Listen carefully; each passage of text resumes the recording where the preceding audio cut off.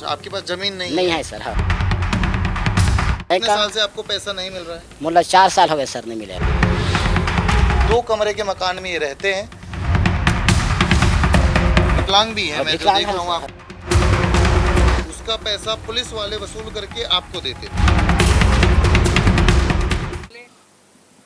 हम अभी इस वक्त खड़े हैं बालाहाट जिले के टेमनी ग्राम में, जो लांजी विधानसभा क्षेत्र के अंतर्गत आता है। यहाँ पे हमें एक जानकारी मिली थी कि एक हमारे आदिवासी बैगा भाई साहब हैं, जिनका नाम हरे सिंह है, पिता सुंदर सिंह। उनको वन अधिकार के तहत में जो फॉरेस्ट डिपार्टमेंट है उनके द्वारा पट्टा दिया गया था। फिर हमें जानकारी मिली कि उस पट्टे पे पुलिस चौकी बन गई। जो पट्टा ज़मीन उनको कमाने के लिए मिला था उस पर एक चौकी बन गई। बाद में उस पर एक मोबाइल टावर खड़ा हो गया। और अभी हम जानना चाहेंगे कि उस मामले में क्या हुआ था। हम हरेसी जी से सीधे बात करेंगे, उनसे जानना चाहेंगे। क्या नाम लिखते हैं हरेसी जी? आप पूरा नाम बताइए। हरे सिंह मरकाम। आप आदिवासी में हैं? बैगा है सर, बैगा छान सर। हाँ सर। अच्छा, तो आपको ये पट्टा कब मिला था? बहुत पहले मिले है सर, 15 साल हो गए है सर। 15 साल हो गए? हाँ, 15 साल हो गए सर पहले। अच्छा।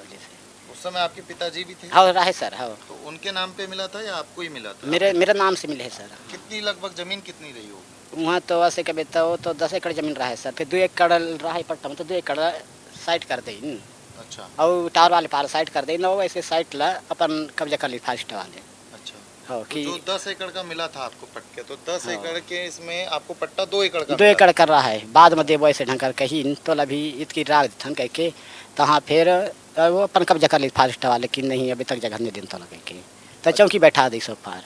अच्छा, तो जो 2 एकड़ का जगह आपको मिला है, हाँ 2 एकड़ का मिले है अभी, सर। अभी आप किसानी करते हैं हाँ, या फिर उस पे कब्जा हो रखा है? हाँ रखे हूँ सर, धान बो रहा हूँ सर वही जगह में। और जो पहले आप 8 एकड़ का कितना कब्जा किए हुए थे? 8 एकड़ कब्जा किए हुए थे ना? हाँ कर रहा हूँ सर तो पहले। 8 एकड़ में जो आपने कब्जा किया हुआ था, हाँ सर, उसमें अभी क्या चौकी बन गई? चौकी भी बन गए सर। हाँ, फारिस्ट वाले नापिन की पटवारी आने के ना पादिन की तो फारिस्ट का जगह हो गई है।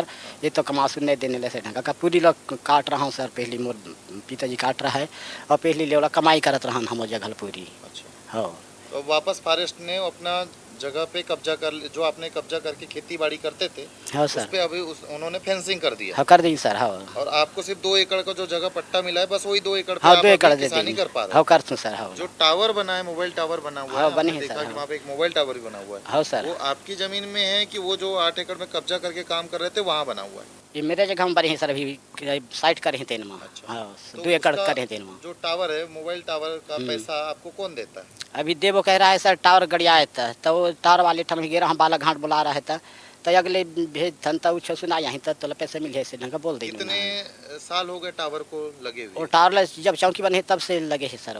मतलब लगभग 10 साल? हाँ 10 साल हो गए सर। 10 साल हो हाँ 10 साल होते सर। हाँ 10 साल हो गए चौकी तो अभी आपको उस टावर लगने के बदले में एक नियम रहता है कि जिसकी जमीन में टावर लगता है उसे उसके बदले जिस हिस्से में टावर लगाया जाता है उसके एवज में कुछ पैसे दिए जाते हैं। हाँ तो आपको तो पहले सर। पैसे देते थे मोबाइल कंपनी वाले? पैसे पहले कभी पैसे नहीं नहीं सर, उन्हें दे सर।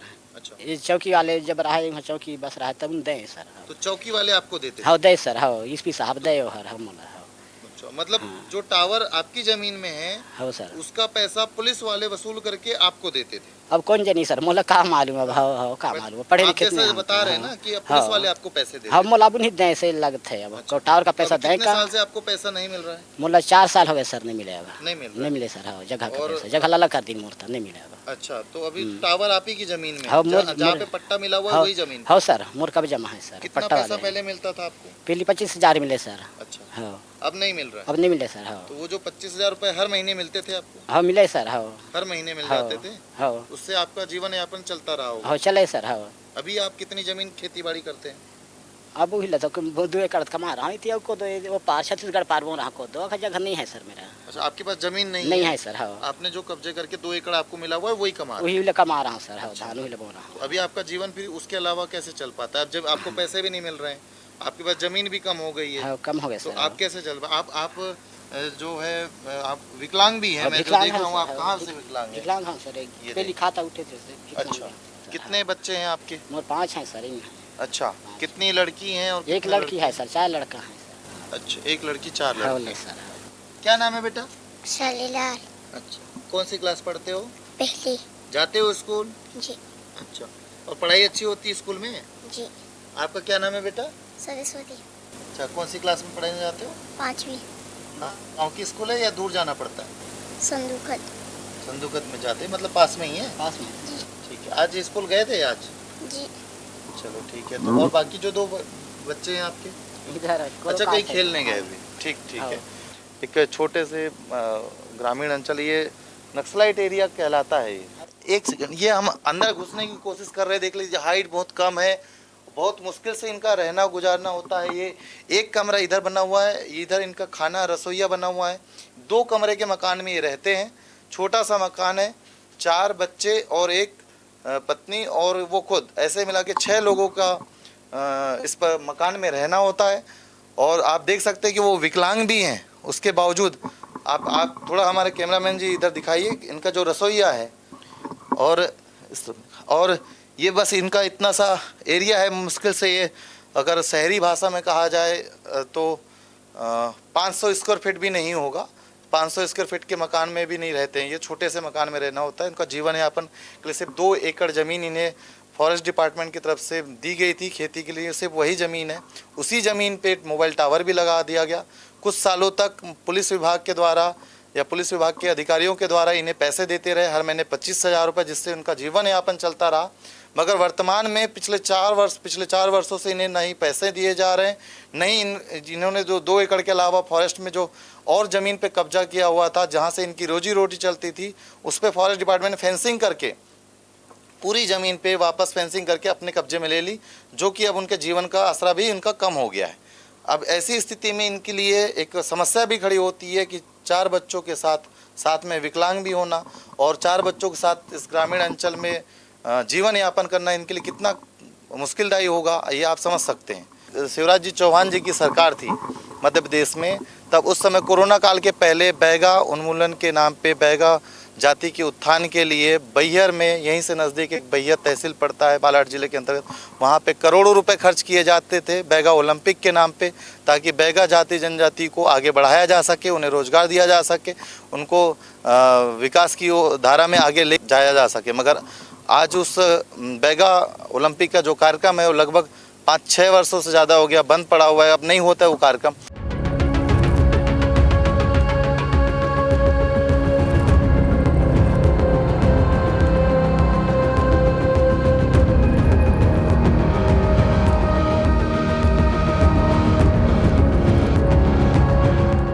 वो तो ये लकड़ी की फेंसिंग दिख रही है, ये जो फेंसिंग दिख रही है, ये फेंसिंग वाला जो एरिया है, ये 2 एकड़ का रकबा समझा जा सकता है, जिस तरीके से हरी सिंह ने बताया है। और हरी सिंह ने ये जो कहा था कि मुझे 2 एकड़ जो ज़मीन मिली उसी में टावर भी बना है, तो ये वही टावर है और उससे लगी हुई ये चौकी है, पुलिस चौकी है, जहाँ पे पुलिस, जिस हरी सिंह के कहे अनुसार, उनका कहना था कि पुलिस विभाग के ही अधिकारी मुझे पैसे ला करके देते थे और बाद में पैसा देना बंद कर दिया गया। तो ये पुलिस चौकी के ही अधिकारी, अब चाहे हमें तो नाम नहीं पता, उन्होंने बताया भी नहीं, उन्हें भी नहीं पता था, वो उन्हें उतनी समझ नहीं है या वो नहीं बता पा रहे थे, तो जिस अधिकारी के माध्यम से उन्हें पैसा जाता रहा होगा, अब वो पिछले 4 वर्षों से उन्हें पैसा भी नहीं मिल रहा है इस टावर के एवज में। और जो इस 2 एकड़ 8 एकड़ पे उन्होंने कहा था कि 8 एकड़ पे कब्जा मैंने कर रखा था, मगर मुझे सिर्फ 2 एकड़ का पट्टा दिया गया फॉरेस्ट विभाग के द्वारा। फॉरेस्ट विभाग ने बाकी के 8 एकड़ में जो है 10 एकड़ में से 2 एकड़ में पट्टा मिला, 8 एकड़ में जो है उन्होंने फॉरेस्ट ने फेंसिंग करके वापस अपने कब्जे पे ले लिया है। ये हरे सिंह का बैगा का कहना है।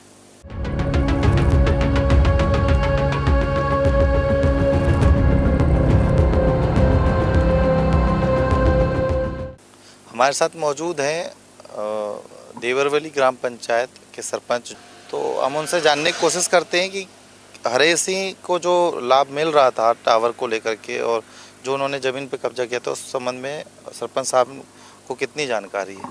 पहले तो क्या है, टावर जैसे लगी 5-6 साल पहले, तो कुछ दिन तक कि उसके टावर के जो पैसे देते थे वो मिल रहा था, परंतु अभी बीच में जो है नहीं मिल रहा है करके सुनने में मिला है। लगभग कितने साल हो गए हैं उस मोबाइल टावर को जो उनकी ज़मीन पे लगा हुआ है? फिर भी 5-6 साल करीब हो रहा है जी। मतलब चौकी बने लगभग, आप जानते हैं चौकी कितने साल लगे? चौकी जो है टावर के पहले बनी है शायद, 7-8 साल करीब हाँ जी। उनका जीवन यापन कैसे क्या गुजारा होता? 2 एकड़ का रकबा उनको मिला है? तो एक हाँ वो बता रहा था पहले कि मतलब ज़्यादा का रकबा है करके, परंतु उसको 2 एकड़ का रकबा मिला है और वो ऐसे भी विकलांग है वो। और उसका पालन पोषण जो है ना वो बहुत ही गंभीर तरीका है कि मतलब बहुत कठिनाई हो रही है, उस छोटे छोटे लड़के बच्चे उनके कठिनाई हो रही है उनको। पंचायत की तरफ से आप लोग क्या उनको मदद कर पाते हैं? पंचायत की तरफ से जो मतलब योजना है, योजना का जो है वो लाभ तो मिल ही रहा है उसको।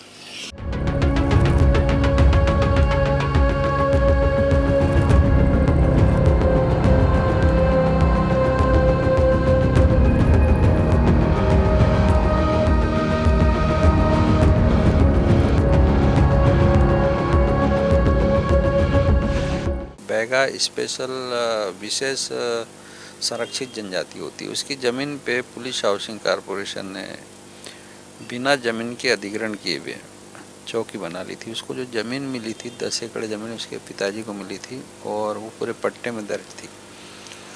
उस ज़मीन पे पुलिस ने चौकी बनाई। चूँकि वो ज़मीन जो पहले थी वो जबरन जोत की ज़मीन थी, फॉरेस्ट के कब्जे में थी। फॉरेस्ट ने सरकार फॉरेस्ट की जो जोत वाली ज़मीन का उसको पट्टा मिला था। तो मूल बात यह है कि उसकी ज़मीन की सबसे पहले तो फॉरेस्ट से एनओसी लेना चाहिए था और दूसरा लैंड का डाइवर्शन होना था। वो दोनों काम नहीं किया। फॉरेस्ट ने बड़ी गलती ये किया कि उनको पहले पीवार फाड़ना था। जिन अधिकारियों ने उसमें जबरन कब्जा करवाया, उस समय जो कलेक्टर था, एसपी था, उन सब के खिलाफ पीवार फटना था, उनके खिलाफ कोर्ट में चार्जशीट पेश होना था। तो इस मामले को मैंने जब भारत की राष्ट्रपति महामहिम द्रौपदी मुर्मू को चिट्ठी लिखा और मैंने कहा कि मध्य प्रदेश का राज्यपाल भी आदिवासी है, इस देश की राष्ट्रपति भी आदिवासी है, उसके बावजूद एक आदिवासी की ज़मीन पे पुलिस ने जबरन कब्जा करके पुलिस चौकी बना दी और उसी की ज़मीन में टावर लगा के और उससे पैसा लेके उसको पैसा देने लगी। तो टावर का एग्रीमेंट किसके नाम पे हुआ? अगर उसके नाम पे हुआ है तो उसको कंटिन्यू पैसा मिलना चाहिए। वो किसके खाते में जा रहा है पैसा? तो एक बड़ा मैटर है। दूसरी बात है कि पूरी तरह गाँव नक्सल प्रभावित है और उसके बच्चे हैं जिनके पास ज़मीन भी नहीं है। उसका घर भी आपने देखा होगा, बहुत ख़राब स्थिति है उसकी। वर्तमान में जो वहाँ पे चौकी है वो खाली भी हो चुकी है, बट अभी हरे सिंह को अभी भी वहाँ पे कोई चीज़ नहीं मिली, जगह नहीं मिली है। देखिए, इस पूरे मामले में कलेक्टर को उसको स्वामित्व सौंपना चाहिए, प्रशासन को, सरकार को जाके देखना चाहिए। और जो चूँकि मुख्यमंत्री है, 10 बार मुख्यमंत्री यहाँ आ चुका है, लेकिन मुख्यमंत्री को इस बात की चिंता नहीं कि हरे सिंह कैसे रह रहा है। उसके पत्र सरकार के पास हैं, प्रधान राष्ट्रपति से उसको मैसेज आ चुका है। तो इस मामले में सरकार को जाके उसको स्वामित्व सौंपना चाहिए और इस पूरे मामले में जितने गैर जिम्मेदार अधिकारी हैं उन सबके खिलाफ कार्रवाई होती है।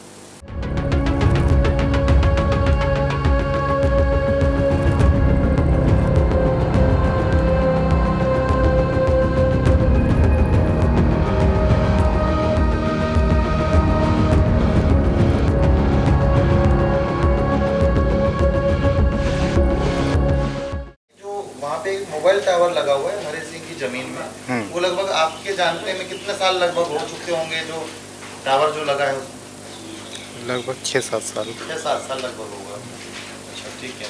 और चौकी बने लगभग 10 साल हो गए होंगे, कितना हो गया होगा? नहीं, चौकी 8 के ऊपर है, 8 साल के ऊपर बनी है। अच्छा, जो हरे सिंह जो है वहाँ पे विकलांग जो है, उसको ऐसा कोई मतलब जैसे पंचायत से भी बहुत से कुछ मिलता है, ऐसा कुछ जानकारी है उसको? नहीं, विकलांग है, वो विकलांग है, ये तो आप जानते हैं ना? हाँ, विकलांग है, एक पैर से वो चल नहीं पाता।